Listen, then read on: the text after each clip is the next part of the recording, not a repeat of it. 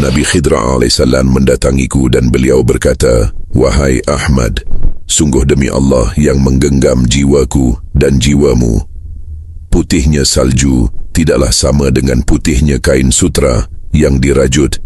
Begitulah perumpamaan hati yang Allah sinari dengan cahaya kasih sayangnya. Tidaklah mungkin hati menjadi putih bersinar tanpa perjuangan dan pengorbanan dalam mengabdi kepadanya.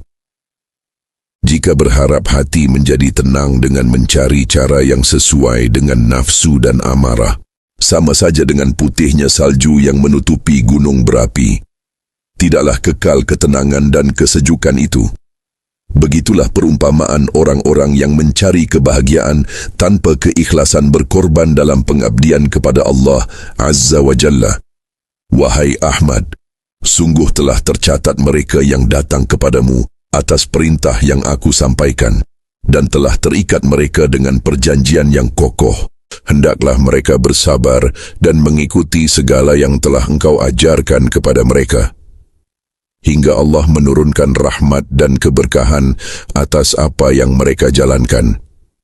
Bukankah dahulu telah aku kabarkan bahwa air, pupuk cair, lebih menyuburkan tanah-tanah mereka dan menghidupkan pohon yang mati? Hingga Allah menurunkan hujan setelah 3 hari pohon-pohon mereka tersentuh air dari tanganmu? Hendaklah mereka berfikir dan hendaklah mereka bersyukur. Wahai Ahmad, tidaklah ada dosa atas kekhilafan Adam alaihi salam karena dorongan syahwatnya bersama Hawa hingga Allah memberikan peringatan kepadanya dan mengajarkan kalimat taubat nasuha. Tidak pula pada Nabi Sulaiman, Nabi Ayub dan para nabi lain yang melakukan kekhilafan disebabkan istri-istri mereka. Bahkan pernah pula terjadi pada kakekmu yang mulia Muhammad sallallahu alaihi wasallam. Sungguh, tidak ada hal apapun di dalam kisah itu selain hikmah yang besar sebagai contoh terbaik hingga hari akhir. Hendaklah engkau bersabar, tidak ada di antara istri-istri mereka yang mendapat hukuman kecuali istri Luth dan Nuh alaihi salam, serta beberapa istri para nabi yang kufur lagi zalim. Apakah mereka mengira tengah menyakiti dan menghina para utusan? Tidak, mereka itulah yang sedang berjalan menuju siksa dunia dan pintu neraka, disebabkan karena Allah lah yang mereka hina, bukan para utusan. Begitu pula dengan mereka yang menghina dan menzalimi para wali Allah. Sungguh hina keadaan mereka para penghina lagi zalim, baik di dunia maupun di akhirat. Sungguh, beberapa pengikutmu diuji dengan pasangannya. Hendaklah mereka bersabar hingga Allah menurunkan pertolongannya kepada mereka. Dan buah dari kesabaran adalah kasih sayang Allah dan pertolongannya. Adakah tempat terbaik untuk meminta pertolongan dan kebahagiaan selain kepada Allah? Wahai Ahmad, jalankanlah apa yang telah Allah tetapkan atas dirimu. Hendaklah engkau mengganti beberapa orang pada kedudukannya dan bertegas hati dalam menjalankannya. Sungguh jika mereka yang digantikan bersabar, maka akan tampaklah pada perintah lama sebagaimana khabar yang aku sampaikan. Namun jika mereka merasa perbuatanmu atas kehendak nafsu, sungguh tidaklah ada yang mereka dapati kecuali kegagalan dalam setiap perjuangan mereka di belakangmu. Yang demikian itu bukanlah kehendakku atau kehendakmu, melainkan kehendak Allah yang nyata. Wahai Ahmad, telah Allah kabulkan permintaanmu. Dari dirimu yang semula bodoh tentang tumbuhan dan obat-obatan, Allah menjadikanmu memahami dan berpengetahuan dalam 3 hal yang tidak mungkin didapati dalam 1 malam saja.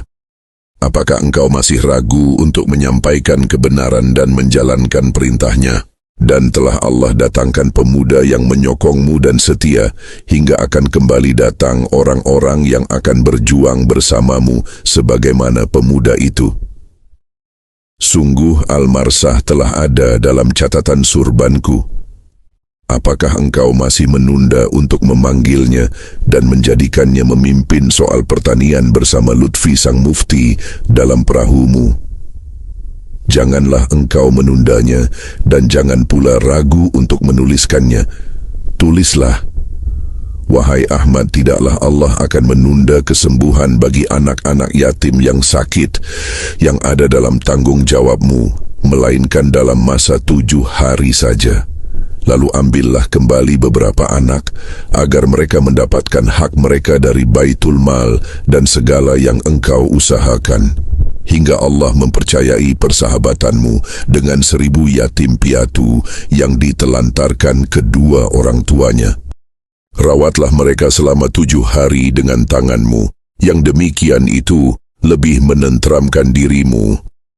Tanyakan kepada semua pengikutmu, apakah mereka mengira akan mendapatkan syafaat kakekmu dan ampunan Allah, sementara engkau memikul tanggung jawab besar dalam jihad melawan ketidakadilan atas anak-anak itu? Apakah mereka akan mendapatkan perhatian Allah dan kakekmu dengan membuat rencana di belakangmu? Wahai Ahmad, sungguh telah nyata segala yang Allah turunkan ke atas perahumu. Tidaklah mudah berjalan di jalan Allah dan berjihad melawan hawa nafsu jika di hati masih mencintai dunia dan masih ada amarah. Hendaklah mereka berfikir, sungguh, dunia tidaklah dikejar, melainkan dunia yang mengejar orang-orang ikhlas dan beramal saleh. Wahai Ahmad, bukankah engkau hanya menebar 12 kilogram bibit padi pada sebidang tanah, lalu bibit itu menjadi 3 kali lipat banyaknya hingga saat ini? Bukankah itu tanda yang nyata atas apa yang engkau kerjakan? Sungguh mudah bagi Allah membuat padi-padi itu hanya sekali tanam, namun menghasilkan panen 2 kali masa panen. Apakah mereka masih ragu?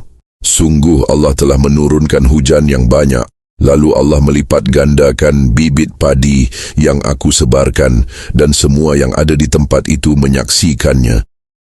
Dr. Ahmad Fahmi bin Abdullah Al-Wisham,